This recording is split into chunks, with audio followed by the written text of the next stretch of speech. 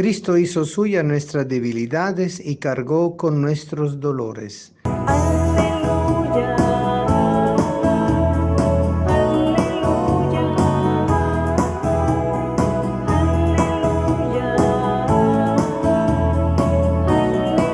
aleluya. El Señor esté con ustedes y con tu espíritu. Lectura del Santo Evangelio según San Mateo. Gloria a ti, Señor. En aquel tiempo, al entrar Jesús en Cafarnaúm, se le acercó un oficial romano y le dijo: Señor, tengo en mi casa un criado que está en cama, paralítico, y sufre mucho. Él le contestó: voy a curarlo. Pero el oficial le replicó: Señor, yo no soy digno de que entres en mi casa. Con que diga una sola palabra, mi criado quedará sano. Porque yo también vivo bajo disciplina y tengo soldados a mis órdenes. Cuando le digo a uno, ven, él va, y al otro, ven, y viene. Y a mi criado, haz esto, y lo hace. Al oír aquellas palabras, se admiró Jesús y dijo a los que lo seguían: yo les aseguro que en ningún israelita he hallado una fe tan grande. Les aseguro que muchos vendrán de oriente y de occidente y se sentarán con Abraham, Isaac y Jacob en el reino de los cielos. En cambio, a los herederos del reino lo echarán fuera la tiniebla. Allí será el llanto y la desesperación. Jesús le dijo al oficial romano: vuelve a tu casa y que se te cumpla lo que has creído. Y en aquel momento se curó el criado. Al llegar Jesús a la casa de Pedro, vio a la suegra de este en cama con fiebre. Entonces la tomó de la mano y desapareció la fiebre. Ella se levantó y se puso a servirle. Al atardecer le trajeron muchos endemoniados. Él expulsó a los demonios con su palabra y curó a todos los enfermos. Así se cumplió lo dicho por el profeta Isaías: Él hizo suya nuestras debilidades y cargó con nuestros dolores. Palabra del Señor. Gloria a ti, Señor Jesús. El Señor nos invita a escucharle. El Señor nos invita a seguirle. El Señor nos invita a creer en Él. Y por eso se admira enormemente de la fe del centurión romano. Los romanos eran paganos, no eran pueblo de Israel, y por lo cual eran considerados personas impuras. Y el hecho de que el maestro fuera a casa de un romano significaba romper un sentido de la ley, pero no de la ley de Dios directamente, sino de las muchas observancias que el pueblo de Dios fue desarrollado a lo largo de su historia y de la tradición religiosa, pero dándole valores que en el fondo podían tener un sentido formal y no real. El hecho de ir a la casa de una persona considerada impura no implicaba que el pecado de la persona impura se le pegaba, pero la consideración era esa, que si yo me acerco a una persona impura, yo quedo contaminado por su pecado. Obviamente el pecado es una decisión de la persona y no se transmite por contaminación.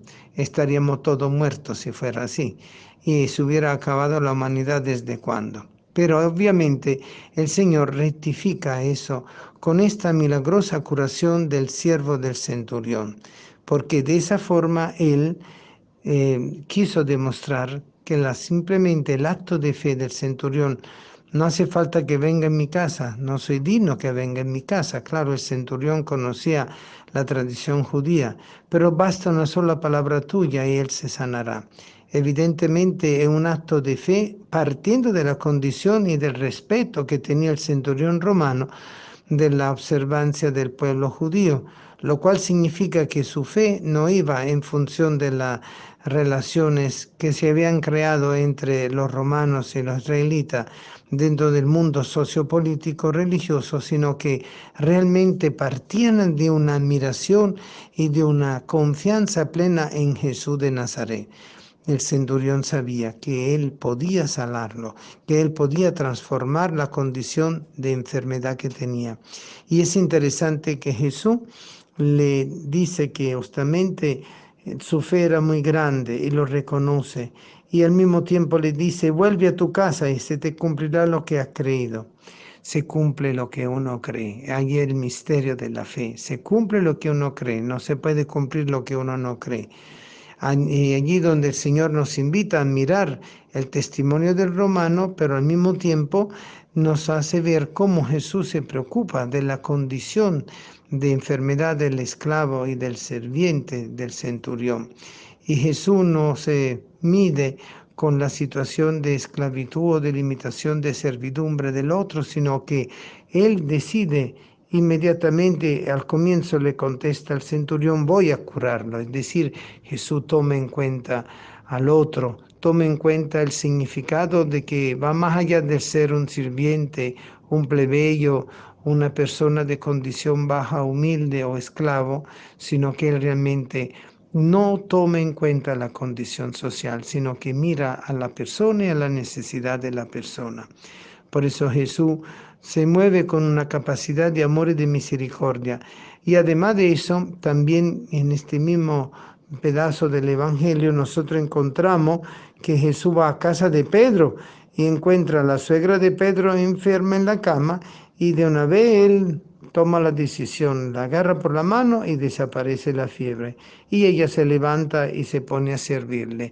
Un gesto absoluto de confianza de parte de Jesús hacia la suegra de Pedro y de la suegra de Pedro hacia Jesús, lo cual significa el estado de familiaridad que contaba Jesús con sus discípulos y los familiares de los discípulos. Y también, además de eso, se agrega el último párrafo. Le trajeron muchos endemoniados al atardecer, es decir, que estuvo ocupado todo el día en realizar estos signos.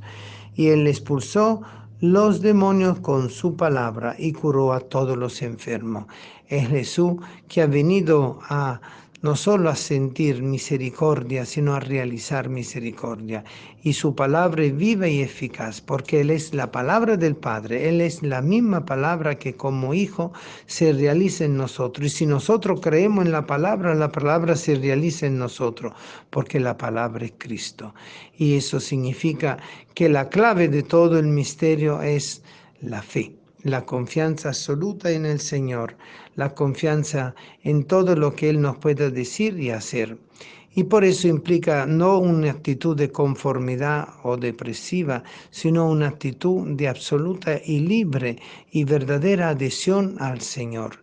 El Señor nos conoce, nos ama y nos pide a todos que podamos realizar ese camino de fe, de esperanza y de caridad al cual Él nos invita.